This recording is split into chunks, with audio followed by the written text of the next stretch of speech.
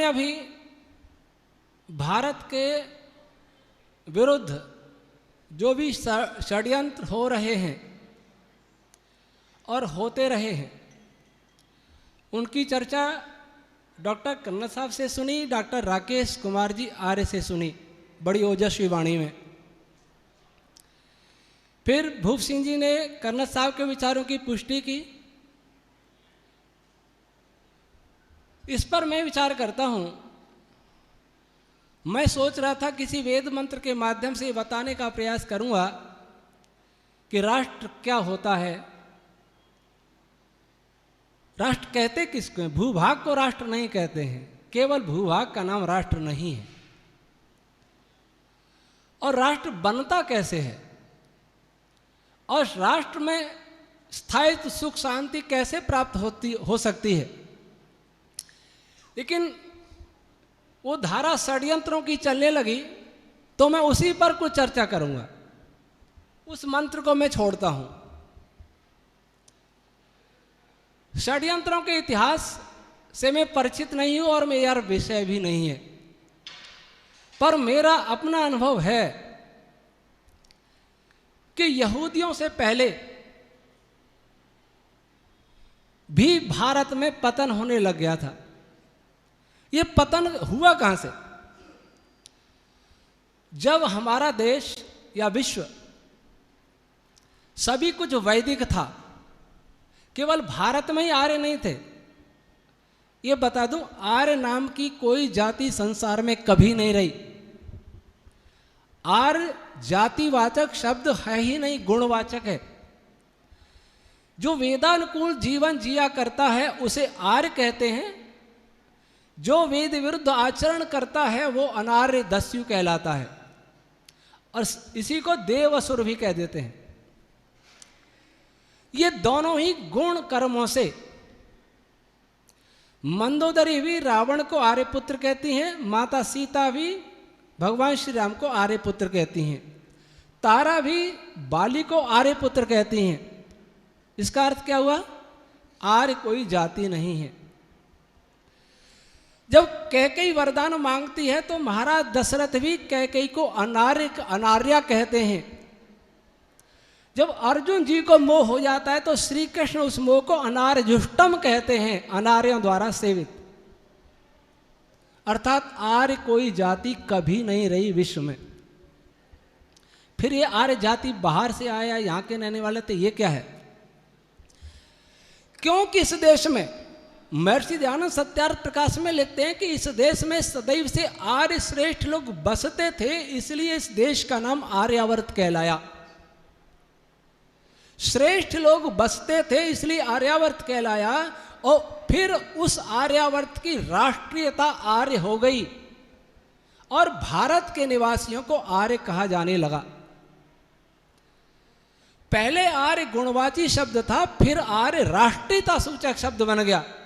जैसे American, Chinese, जापानी, भारतीय, वैसे आर्य इस राष्ट्र की नागरिकता, राष्ट्रीयता थी।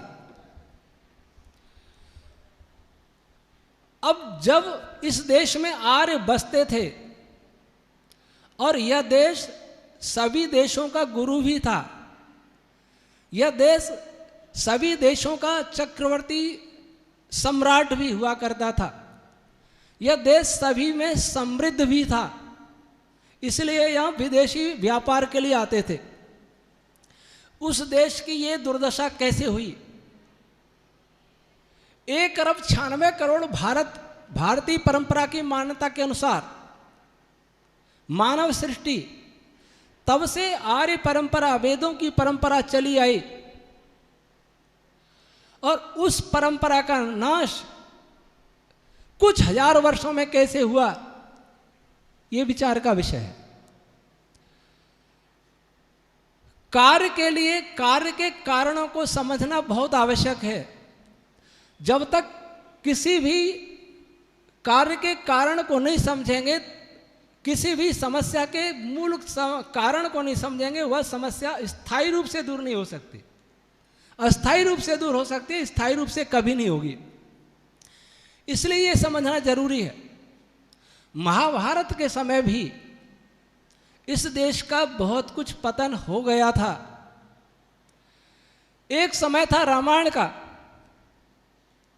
जहां महात्मा लक्ष्मण ने सीता जी के आभूषण पहचानने से मना कर दिया कि मैं नहीं जानता, वो जानते नहीं थे, देखा नहीं था। और एक महाभारत वो आया जो द्रौपदी का चीरहरण उन्हीं के देवर ने किया, करने का प्रयास किया। बहुत कुछ पतन हो गया था। निरुक्त का मैं भाष्य कर रहा हूं। निरुक्त का काल महाभारत से पहले का है, और उस समय भी ऐसे आचार्य लोग थे जो ये माना करते थे कि वेद मंत्र अनर्थक हैं।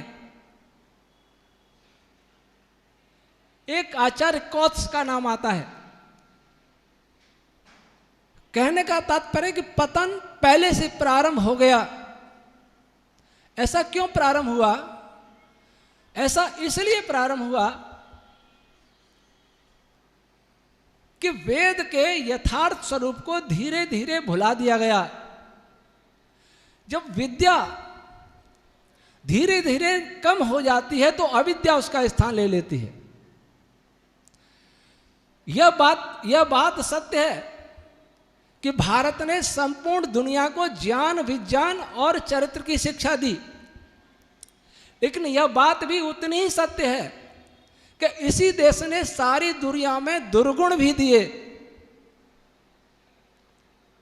हमारे ही विद्वानों ने वेदों के गलत अर्थ करके पशु बलि का प्रचलन किया, नर बलि का प्रचलन किया।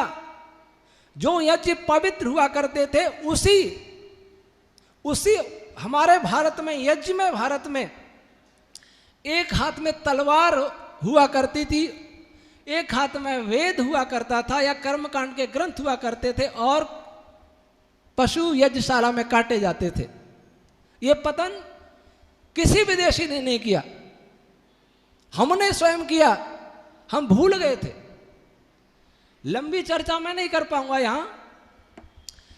वेद और ब्राह्मण ग्रंथों को समझना, एक समय था जब वेद से ही वेद समझा करते थे। फिर समय आया कि वेद को समझने के लिए ब्राह्मण ग्रंथ रचे गए। फिर समय आया वेद को समझने के लिए निरुक्त लिखा गया। फिर समय आया कि दर्शन, उपनिषद आदि लिखे गए। लेकिन फिर समय आया कि ये दर्शन, उपनिषद और वेद भी हमारी समझ से परे होते चले गए। जब परे होते चले गए तो जिन वेदों में ज्ञान विज्ञान का भंडार था, उन्हीं वेदों में उन्हें अश्लीलता दिखाई दी, उसी में मदिरापान दिखाई दिया, उसी में मांसाहार दिखाई दिया, उसी में पशु बलि दिखाई दी, उसी में नारी और शूद्र अर्थात नारी और श्रमी वर्ग का अपमान दिखाई दिया। ये सारे पाप हमने दिए अपने भाष्यों में, और उन पापों को पढ़ा विदेशियों ने। मैंने भारतीय परिवार की एक वीडियो देखी थी, कर्नल साहब वो बता रहे थे कि इल्यूमिनाटी वाले, जो वक्ता बोल रहा था, इल्यूमिनाटी वाले अपने को असुरों का वंशज कहते हैं, और वो कहते हैं कि देवों ने हमें भारत से निकाल के बाहर किया, अब हम उसका बदला लेंगे। ये बात आप भी कहते हैं। असुर देव थे भी, लेकिन कुछ हमने उसको बढ़ाया भी। ब्राह्मण ग्रंथों में देवासुर संग्राम आता है।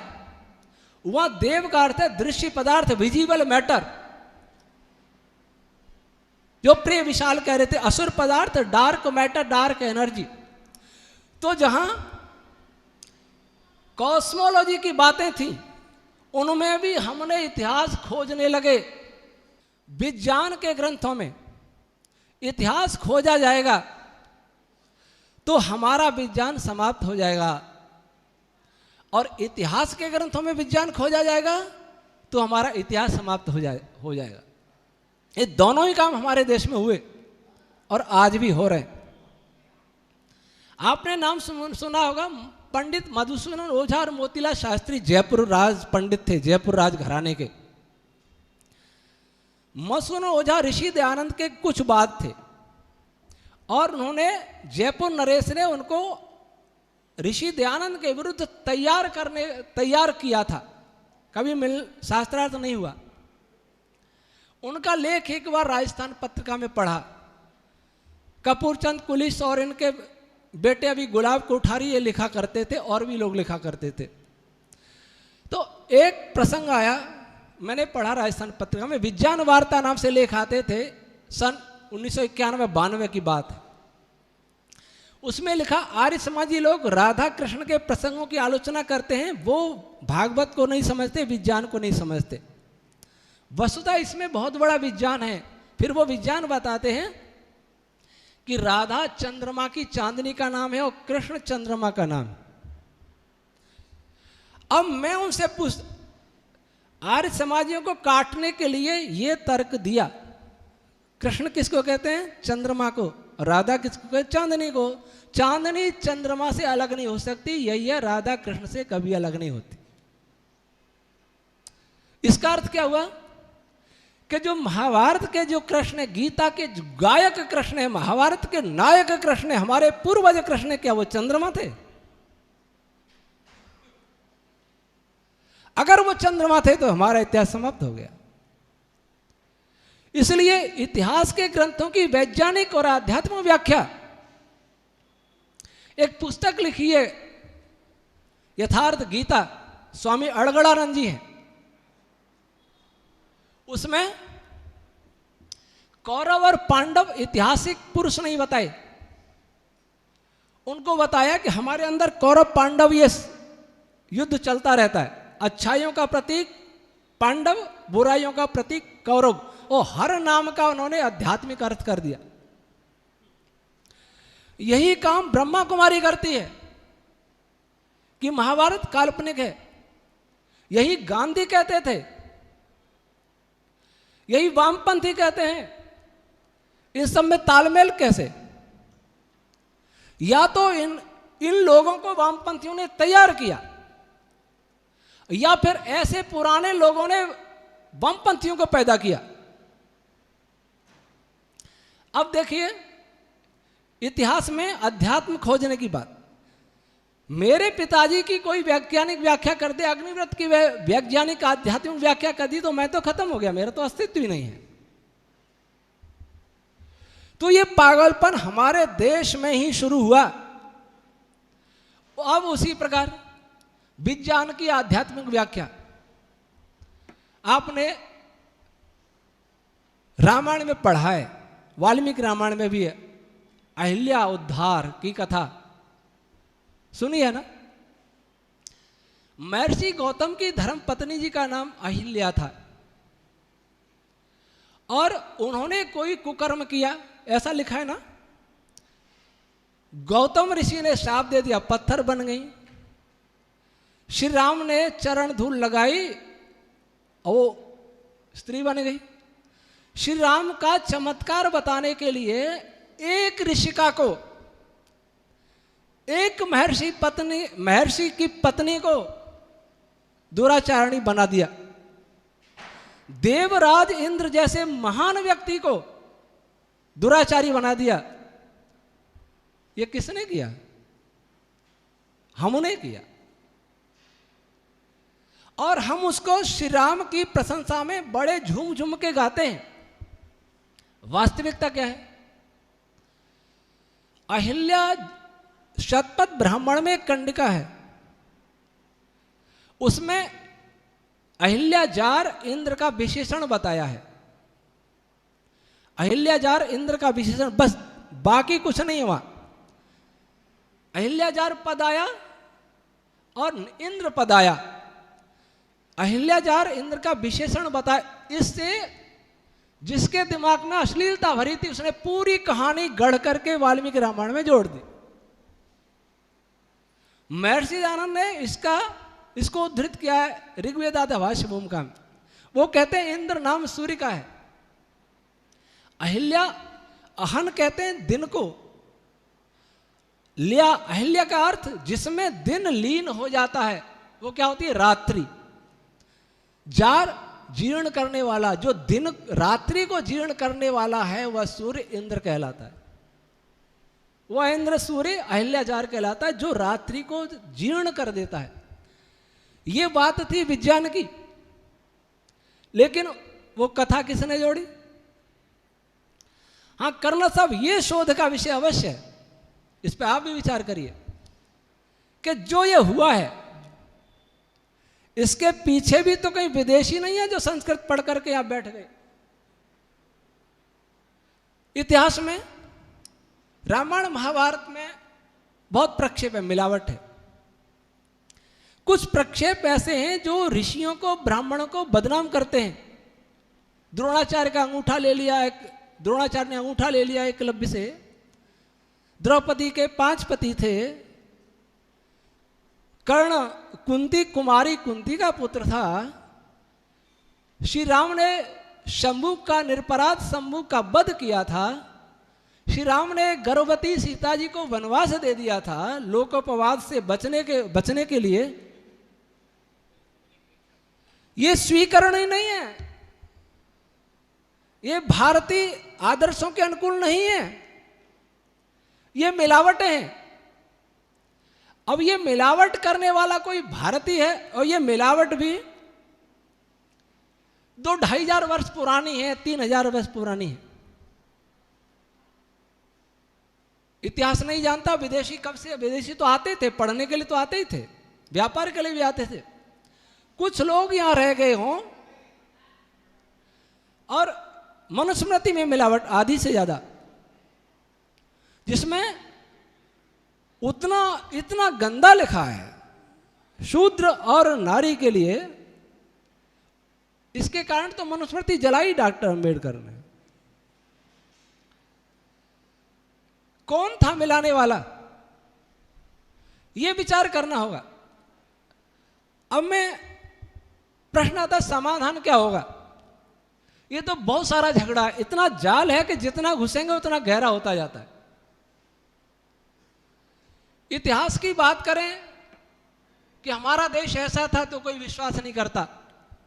इतिहास एक विवादित बना दिया जाता है। मुझे याद है मुंबई में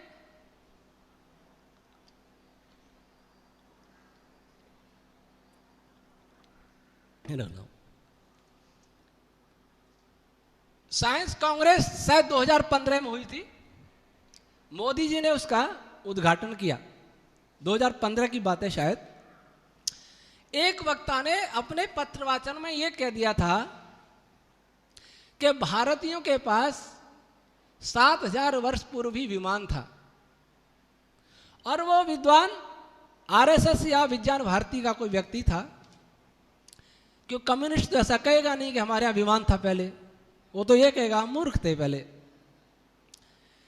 इस बात पर हस्ताक्षर अभियान चला, 200 वैज्ञानिकों ने हस्ताक्षर किए कि यह गलत स्टेटमेंट है, भारतीयों के पास कोई विमान नहीं था। मेरे पास भी उस समय बहुत फोन आए कि आपका इस विषय में क्या कहना है। मेरा विचार इसमें यह है कि जिस विद्वान ने ये बात साइंस कांग्रेस में कही, उसको वो बात वहां नहीं कहनी थी। 7,000 वर्ष पहले हमारे पास विमान था, यह इतिहास की बात है, साइंस की बात नहीं है। साइंस की बात तो यह होती कि 7,000 वर्ष पहले हमारे पास विमान विद्या क्या थी, कौन सी थ्योरी थी, वो बताता, तो वो साइंस कहलाती। चाहे वो वैज्ञानिक का इतिहास क्यों न हो, लेकिन वो इतिहास है, विज्ञान नहीं है। उसने गलत मंच पर ये बात कही। और जो हस्ताक्षर अभियान चला रहे थे वो तो बौद्धिक दास थे। लेकिन एक बात और कह दूं, इसको डॉक्टर भूप सिंह जी समझेंगे कि जो ये बता रहा है कि 7,000 वर्ष पहले भरद्वाज हुए, रामायण हुई 7,000 वर्ष पहले, वो भी कम बौद्धिक दास नहीं है। उन्होंने रामायण का काल 7,000 कैसे निकाला? अगर रामायण का काल लाखों बताएंगे तो उनको डर होता है कि पश्चिमी लोग नहीं मानेंगे, साइंस मान्यता नहीं देगा। क्यों डॉक्टर साहब, एक बात हुई थी हमने, जो शोधकर्ता इस भय से शोध न कर सत्य नहीं कह पाए कि विदेशी मान्यता नहीं देंगे, तो वो तो बौद्धिक दास है। इसलिए वो भी बौद्धिक दास कम नहीं था। तब इतिहास की बात जब विवाद में पड़ जाए, विवाद का विषय बन जाए, इतिहास को प्रमाणित करना भी सबसे कठिन होता है। इसलिए मैंने तो वो विषय चुना जिसमें कोई विवाद कर ही नहीं सकता, अगर वो ईमानदार है तो। मैं ये नहीं कहता कि हमारे यहां बहुत विज्ञान था, ऋषि मुनि बहुत साइंस जानते थे, कॉस्मोलॉजी के, एस्ट्रोफिजिक्स के बड़े बड़े वैज्ञानिक हुआ करते थे। ऐत्रेय महीदास बड़े वैज्ञानिक मैं नहीं कहूँगा, मैं तो ये कहूँगा कि ऐत्रेय महीदास को मैंने समझा, आप अपने साइंस से मिला लो, आमने सामने बात कर लो, कौन विद्वान था मालूम पड़ जाएगा। आप अपनी थ्योरी लाइए, होंगे जब होंगे। एक बार क्या हुआ, शायद 1990 की बात है, मैं उदयपुर से जयपुर आ रहा था, बस में रात्रि को मिडवे होटल पर बस रुकी, रात के 12 बजे, जून का महीना था। एक संस्कृत के विद्वान डॉक्टर अशोक तिवारी, काशी के रहने वाले, उदयपुर संस्कृत कॉलेज के व्याकरण विभाग के अध्यक्ष थे, वो भी बाहर उतरे और मैं भी बाहर उतरा। उनको व्याकरण का बड़ा अभिमान था, तो मुझे उन्होंने छेड़ना प्रारंभ कर दिया। स्वामी जी आप कौन से संप्रदाय से हैं? मैंने कहा कोई संप्रदाय नहीं है, मैं संप्रदाय मानता ही नहीं। क्या नहीं कुछ संप्रदाय तो होगा? मैं नहीं है। क्या नहीं कुछ तो होगा? मैंने कहा मैं वेद का प्रचारक हूं। तो बोले क्या आर्य समाजी हैं क्या? तो मैंने कहा अगर आप ऐसा मानते हैं कि आर्य समाजी ही वेद का प्रचारक है, हो सकता है, तो मुझे इस पर गर्व है। फिर वो कहने लगे आर्य समाजों में शास्त्रार्थ मारती कहाँ है? कहाँ शास्त्रार्थ मारती? स्वामी दयानंद की हार हुई काशी में, मैं काशी का रहने वाला हूं, मुझे पता है। मैंने आपका परिचय, उनसे परिचय पूछा। मैं डॉक्टर तिवारी जी शिमला के रहने वाले ही अच्छा सेब खाते हैं, ये गारंटी नहीं इस बात की। शिमला वाले अच्छा बेच देते हैं, खराब सेब खाते हैं। तो अब काशी के इसलिए आपको जानकारी है, ये कोई प्रमाण नहीं है। और जानकारी है तो बता दीजिए, शास्त्रार्थ, काशी शास्त्रार्थ आपने पढ़ा है क्या? फिर वो कहने लगे कौन हुआ शास्त्रार्थ मारती, आज कौन है? तो बोले कौन है? मैंने कहा किनको करना शास्त्रार्थ? वहाँ और लोग भी इकट्ठे हुए, लोग चाय पी रहे थे, बाकी हमें हमारी बातें सुनने लगे। मैंने पूछा उनसे आप कौन शास्त्रार्थ करेगा? तो डॉक्टर तिवारी बोला मैं करूँगा। नहीं कौन करेगा? मैं करूँगा, मैं खड़ा हूँ, आइए करते हैं। तो हमें किसी दूसरे का आश्रय लेता ही नहीं। विज्ञान वालों को हम कहेंगे कि चलो पहले हम मूर्ख थे, कोई बात नहीं, तुम्हारे पूर्वज तो बंदर थे, हम तो मानते नहीं बंदर है। डॉक्टर सत्यपाल सिंह ने अच्छा कहा था संसद में कि आपके पूर्वज होंगे बंदर, हमारे तो ऋषि मुनि थे। तो अगर वो मानते हैं कि पहले भारतीय मूर्ख थे, कोई जाने दीजिए, आप तो आज आ जाइए। बहुत कुछ लूट लिया आपने हमारे विज्ञान को, लेकिन जो भी बचा उसके आधार पर यह डिबेट कर लीजिए। हम आपकी समस्याओं का समाधान करना चाहते हैं, इसलिए हम आपको हावी नहीं होने देंगे, क्योंकि हमें आपकी दुखती रग पता है। मैं भावा में TIFR में जो वर्षों जाता रहा, इसका कारण ये तो नहीं था कि मुझे उनकी कमी जाननी है, पर यह अवश्य था कि वे कहां तक पहुंच गए ये मैं जानना चाहता हूं। इन संस्थाओं का बड़ा नाम सुना था, नाम है भी, और वहां के वैज्ञानिक हैं भी बहुत अच्छे, जो मुझे मिले वो तो बहुत सज्जन थे। अब मैं इतने वर्षों में मैंने जाना कि आज के विज्ञान में जितनी गहराई में जाओगे उतनी ही समस्याएं दिखती जाती हैं, और हमारे विज्ञान में जितनी गहराई में जाओगे उतना ही उन समस्याओं का समाधान होता जाता है। तो आज जो भी यहूदी हैं, जो दुनिया पर शासन करना चाहते हैं, जो भी हमें बौद्धिक दास बनाना चाहे, बौद्धिक दास बन भी गए, और बौद्धिक दास उस स्तर के बन गए कि हम पागल हो गए, पागल। एक मुझे कहानी याद आती है, कहानी तो कोई भजनोपदेश सुनाते होंगे, पंडित जी ने भी शायद सुनाई होगी, लेकिन मुझे वो बहुत अच्छी लगी। आज के भारत के संदर्भ में, भारत ही नहीं कई देशों के संदर्भ में जो गुलाम हैं बौद्धिक, वो कहानी सुनाते हैं, कहानी के माध्यम से बताता हूं मेरे देश की स्थिति ये हो गई। एक नौकर सेठ जी क्या काम करता था। एक दिन सेठ जी ने किसी से कहा, किसी ने उस नौकर को कहा कि सेठ जी आज बहुत दुखी थे। क्यों दुखी थे? कि ये कह रहे थे कि हमारे नौकर की पत्नी विधवा हो गई। वो नौकर बोला, नौकर रोने लगा कि मेरी पत्नी विधवा हो गई। तब किसी साथी ने कहा कि तू जिंदा पत्नी विधवा कैसे हो जाएगी? फिर कहा बात तो तेरी भी सही है कि मैं जिंदा हूं जब तक पत्नी विधवा कैसे होगी, लेकिन सेठ जी ने कहा है तो सही तो होगा ही, क्योंकि बात सेठ जी ने कही है। वो सेठ जी का बौद्धिक दास था। आज हम कहते हैं कि किसान खड़े हैं लाखों, बिना मास्क, बिना सोशल मीडिया, कुछ नहीं हुआ। लेकिन वैज्ञानिक करें तो महामारी तो है ही, बीमारी तो है, बताऊं महामारी तो होगी ही। सरकार से पूछो तो वैज्ञानिक कह रहे हैं, वैज्ञानिकों से पूछो तो WHO कह रहा है, तो महामारी तो है ही। एक उदाहरण है, किसी भी रामायण में शंभू ने ये शंभू को मारा, ये किसी ने जोड़ दिया।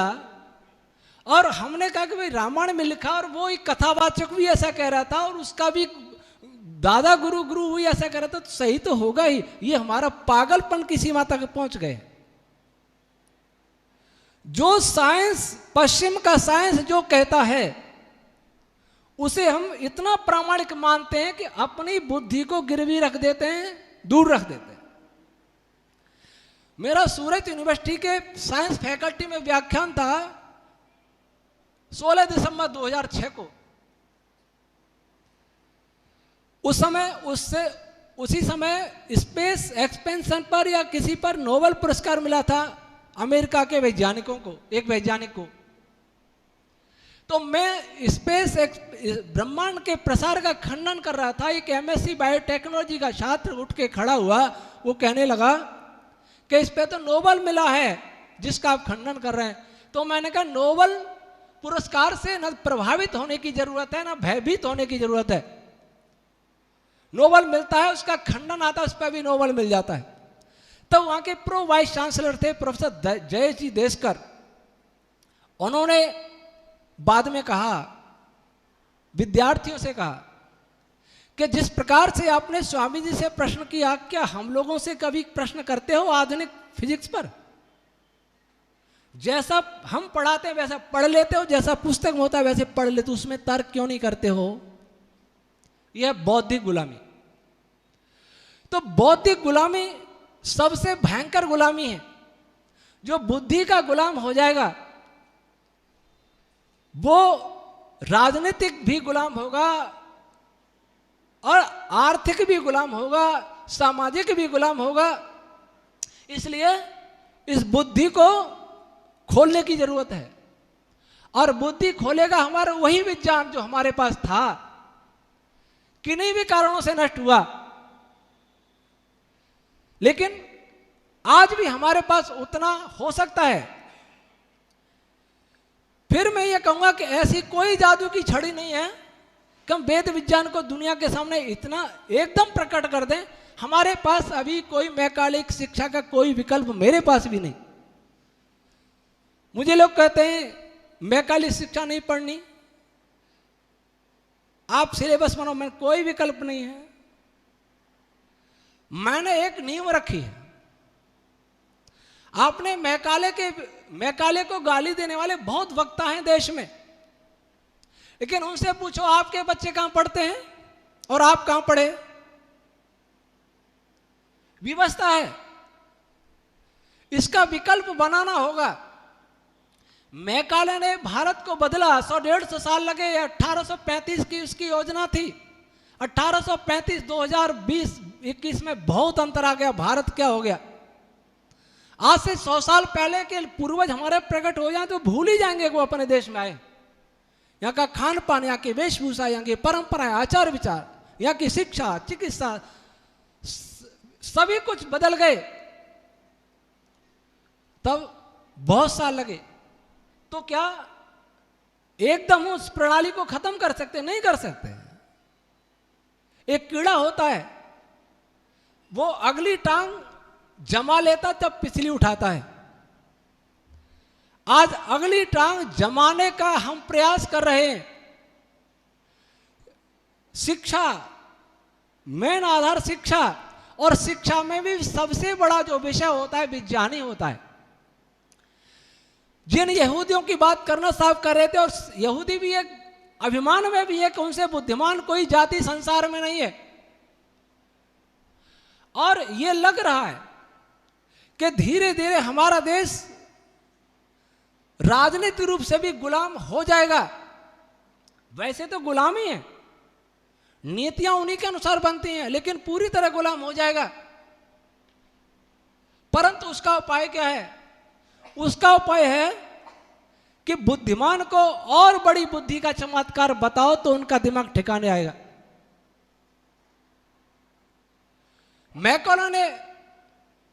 मैकोले के साथ सारी दुनिया थी, क्योंकि ब्रिटेन का राज था बहुत सारे देशों में, वे देश उसके साथ थे, लेकिन वेद के साथ कौन है?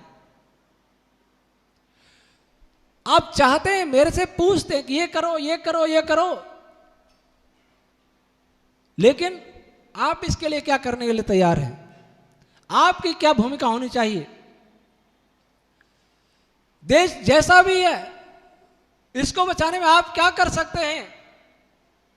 वे लोग विदेशों से कितना पैसा आ रहा है हमारे इतिहास को बदलने में, हमारे इतिहास को विकृत करने में, हमारे विज्ञान को छुपाने में, हमारे संस्कारों को बदलने में कितना खर्च कर रहे हैं? आप क्या कर रहे हैं? एक वो आतंकवादी हैं जो परिवार का मोह छोड़ देते हैं, उनको धन से, उनको किसी की कोई लालसा नहीं होती, एक ही लालसा है अपने मजहब के लिए मर जाएं। आप क्या कर सकते हैं? इसलिए हम लोगों को, हम भारतीयों को ये विचार करना होगा कि बीज बिना वृक्ष कभी नहीं उग सकता। ये बीज जो वेद का था, जो हमारे पास था, जिससे बड़ा वृक्ष, विशाल वट वृक्ष के नीचे शीतल छाया में समूचा विश्व सुखी रहता था, आज वो बीज भी मिट गया है और वृक्ष भी मिट गया है। लेकिन बीज यूं मिट गया है कि जिस ग्रंथ का मैंने भाष्य किया वो ऐतरे ब्राह्मण अब छपना भी बंद हो गया है शायद। आर्य समाज तो छापता नहीं, पौराणिक सनातनी कहलाते हैं, वो छापते हैं, लेकिन वहां भी छपना बंद हो गया। और वो छापते हैं तो उसमें क्या छापते हैं? पशु को इस प्रकार से मारो, बूचड़ खाना बना देते हैं। आज कोई गो हत्या करे तो हम किसी पार्टी को दोषी देंगे, करेंगे, दोषी बताएंगे, किसी मजहब को दोषी बताएंगे, किसी विचारधारा को दोषी बताएंगे, लेकिन उसने सीखा हमारे ग्रंथों से। स्वामी विवेकानंद ने पत्रावली में लिखा था कि 5 ब्राह्मण एक गाय को चट कर जाते थे। मेरे पास है पत्रावली, किसको दोष दें? वो हमारे राष्ट्र पुरुष हो गए। जब ऐसे राष्ट्र होंगे तो राष्ट्र रसातल में निश्चित रूप से जाएगा। जिस ऋषि दयानंद ने ये कहा कि आर्यावर्त देश के सदृश कोई देश भूमंडल में नहीं है, जिस ऋषि दयानंद ने कहा कि भूगोल में जितनी भी विद्या फैली है वो आर्यावर्त देश से फैली है, जिस देश ने कहा कि कोई कितना ही करे स्वदेशी राज्य सर्वोपरि उत्तम होता है, उस ऋषि दयानंद को कितने राष्ट्रभक्त कहलाने वालों ने अपना आदर्श माना। जिस ऋषि दयानंद ने केवल राष्ट्र की ही बात नहीं कही, जिस ऋषि दयानंद ने केवल समाज सुधार तक की ही बात नहीं कही, जिस ऋषि दयानंद ने वेद की बात कही और गर्भाधान से लेकर के मृत्यु तक सारे एक जीवन शैली उन्होंने बताई, एक जीवन सारे एक समाज व्यवस्था दी, एक राजनीतिक व्यवस्था बताई, आर्थिक व्यवस्था बताई, गो कृषि पर्यावरण रक्षा के लिए उन्होंने गो कृषि आदि रक्षणी सभा बनाई। उस ऋषि दयानंद को देश भूल गया। जब आजादी की 50वीं जयंती मनाई जा रही थी, रात भर संसद चली थी, मैंने भी रेडियो पर सुना था, आर्य समाज भीनमाल में रहता था। मैंने सोचा था कि आज तो ऋषि दयानंद को कम से कम सांसद याद करेंगे। दुख की बात है, एक भी सांसद ने ऋषि दयानंद का नाम नहीं लिया। जो राष्ट्रभक्ति का पाठ हमें पढ़ाते हैं, एक बार विश्व हिंदू परिषद के एक बहुत बड़े मार्गदर्शक नेता माने जाते हैं आचार्य धर्मेंद्र जी, अच्छे आदमी हैं। मैंने उनको अपना साहित्य भेजा। आचार्य धर्मेंद्र जी जयपुर में रहते हैं, बड़े ओजस्वी वक्ता हैं। तो उनका फोन आया, ये बात शायद 11 की होगी, 10 या 11 की। उन्होंने कहा, आचार्य जी आप बहुत बड़ा कार्य कर रहे हैं, लेकिन मैं आपसे एक निवेदन करता हूं, आग्रह करता हूं। मैंने कहा बोलिए महाराज जी।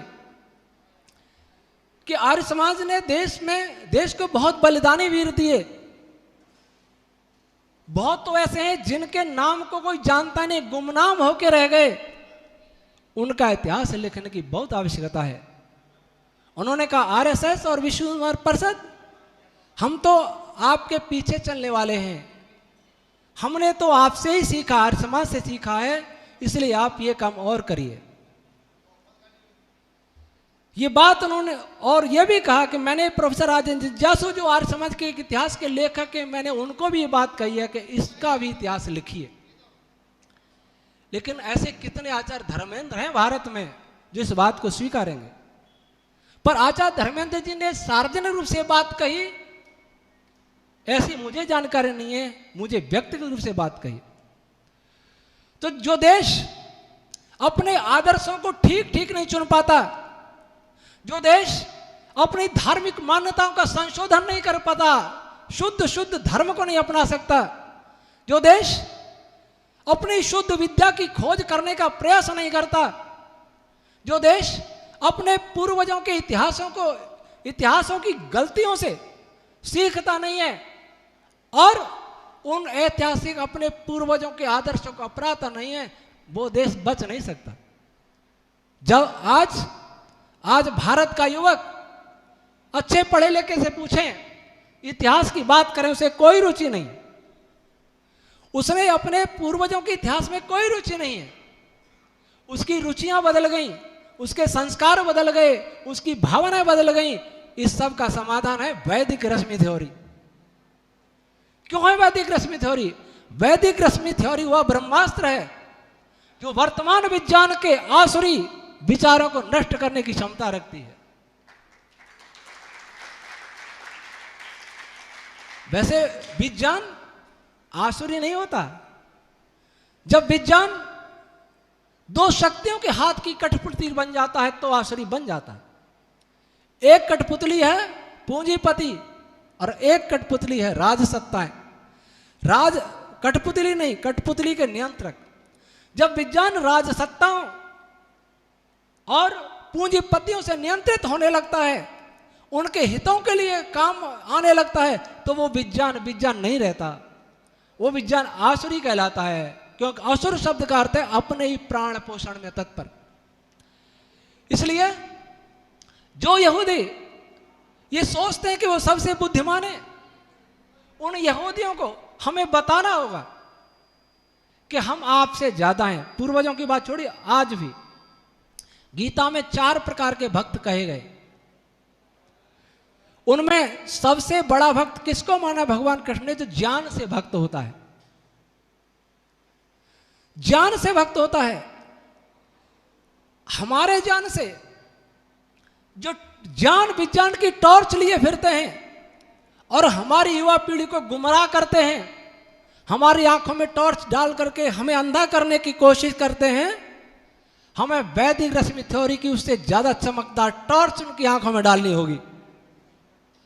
फिर वो अपने टॉर्च रख देंगे, नीचे बैठ जाएंगे और उनकी टॉर्च हमारी आंखों को बंद करने के लिए है, लेकिन हमारी टॉर्च उनकी आंखों को खोलने के लिए होगी, बंद करने के लिए नहीं होगी। क्योंकि डॉक्टर साहब जो कह रहे थे शांति, ऐसा विश्व में कोई देश नहीं है, ऐसा विश्व में कोई मजहब नहीं है जो संपूर्ण ब्रह्मांड की शांति की कामना करता हो। कोई अपने मजहब की कामना करता है, कोई अपनी कथित जाति की कामना करता है, कोई अपने देश की कामना करता है, लेकिन वेद ऐसा है जो संपूर्ण ब्रह्मांड को की शांति की बात करता है। और उस वेद की आज यह दुर्दशा, हमारे पूर्वजों की गलतियों को हम भुगत रहे। जो हिंदू समाज ये सोचता है कि उनके देवी देवता का अपमान हो रहा है। जब कन्हैया कुमार ने मनुस्मृति जलाई जेएनयू में और भगवती उमा जी को वैश्या कहा था, आपको याद है? मैंने कन्हैया कुमार को पत्र लिखा था, मैंने जेएनयू के कुलपति को पत्र लिखा था, मैंने वहां के शिक्षा संघ के अध्यक्ष को पत्र लिखा था कि आप कितना जानते हैं भगवान मनु को, कितना जानते हैं भगवती उमा को, और अपनी एक पुस्तक भेजी थी, बोलो किधर जाओगे, पढ़ के देखो, वापिस मुझे जवाब दो। तो कन्हैया कुमार का मेल आया, बहुत चालू लड़का है वो क्या लिखता है, स्वामी जी आपका आशीर्वाद मिला, बहुत बहुत धन्यवाद। ये मेल किया। उस मेल को पढ़ के कोई ये कहेगा कि मैंने उसे आशीर्वाद दिया, कितना चतुर है। तो इसके लिए जो अपने को सनातनी कहते हैं, हिंदू कहते हैं, उनसे मैं पूछना चाहता हूं कि आपको कभी दर्द होता है? जब कोई ब्रह्मा जी को दुराचारी कहता है, शिव जी को कहता है, विष्णु जी को कहता है, इंद्र को कहता है, आपके दिल में कभी दर्द होता है? ये दर्द ऋषि दयानंद के लोगों में होता है। ये दर्द ऋषि दयानंद को होता था, जिन्होंने इस हिंदू जाति को उस समय खड़ा किया जो मुरझा चुके थे, अपने को दास समझ चुके थे, अपने को दीनहीन समझ चुके थे, और अपना जो आर्य हमारी राष्ट्रीयता उसको भूल करके हिंदू अपने को समझ बैठे थे। लेकिन उसी ऋषि दयानंद के हमने नहीं माने। आज मैं जो अब मंदिरों में पूजा कर रहे हैं, बहुत धन लगा रहे हैं, लेकिन वेद के लिए धन नहीं है, राष्ट्र के लिए धन नहीं है। लेकिन मुझे आज चिंता होती है, मैं मूर्ति पूजा नहीं करता, आर्य समाज मूर्ति पूजा नहीं करता, लेकिन आर्य समाज ने मूर्तियों को बचाया। हैदराबाद से पूछो, आर्य समाज ने मंदिरों को बचाया है। और आज मुझे चिंता होती है, यही दशा चलती रही तो इन मंदिरों को बचाने वाला भी आगे 100-200 साल में कोई बचने वाला मुझे दिखाई नहीं दे रहा। अगर आप इनको बचाना चाहते हो तो हमारे साथ मिलके चलो। मंदिर जब बचेंगे, जब मंदिरों में जिनकी मूर्तियां आप रखें उनको बचा लो, उनके चरित्र को बचा लो। श्री राम मंदिर जब बचेगा, जब श्री राम के चरित्र को बचा लो, उनके आदर्शों को बचा लो, उनके उपदेशों को बचा लो। कृष्ण जी का मंदिर जब बचेगा, जब कृष्ण जी को बचा लो। हमने चरित्रों को छोड़ा, उनके उपदेशों को छोड़ा, और चरित्र छोड़ करके हम कायर बन गए, दीनहीन बन गए, मूर्ख बन गए, बौद्धिक दास बन गए। दास क्या मंदिरों को बचाएगा? न वो घर को बचा पाएगा, न मंदिरों को बचा पाएगा, न अपने शरीरों को बचा पाएगा। इसलिए आए, विचार करें। भाषणों से देश नहीं बचेगा, देश बचेगा इसका मूल बचाने से, इसका ज्ञान विज्ञान बचाने से। और ज्ञान विज्ञान ही संस्कारों को बचा सकता है। अंधविश्वासों के, भावनाओं के आधार पर संस्कार बौद्ध नहीं चल पाएंगे, लेकिन ज्ञान पूर्वक संस्कार बनेंगे, वो स्थायी बनेंगे। और संस्कार स्थायी बनेंगे तब भावना स्थायी बनेंगी, और भावना स्थायी बनेंगी तब हमारा राष्ट्रीय स्वाभिमान प्रखर होगा। जिस देश के नागरिकों में राष्ट्रीय स्वाभिमान नहीं होता, वो देश नष्ट हो जाता है। वर्तमान में हमारा राष्ट्रीय स्वाभिमान बिल्कुल नहीं है। हम विदेशियों के, हम परजीवी हो गए, परजीवी। अमेरिका कह रहा है तो अच्छा है, सही है, इंग्लैंड कह रहा है, जापान कह रहा है, हम कुछ है ही नहीं। और जब कहा जाता है कि हमारा देश 5000 वर्ष पुराना है, एक बार तो मोदी जी को कहते सुना, 5000 वर्ष पुराना। हमारे देश वक्त प्रधानमंत्री को यही नहीं पता कि देश कितना पुराना है, वो दुर्भाग्य नहीं तो क्या है। ये ऋषि दयानंद ही सिखा सकते हैं कि देश कितना पुराना है। ये भी ऋषि दयानंद सिखा सकते हैं कि देश कितना महान था। तो आए, ऋषि दयानंद की बात माने, ऋषि दयानंद के मार्ग पर चलें, वेद मार्ग पर चलें और उस चलने का एक रास्ता हमने बनाने का प्रयास किया, वैदिक विज्ञान। आए उस विज्ञान के मार्ग पर चलें और उस देश को बचाएं, स्थायी समाधान करें सभी समस्याओं का। ईश्वर हमें शक्ति सामर्थ्य दे। ओम शम।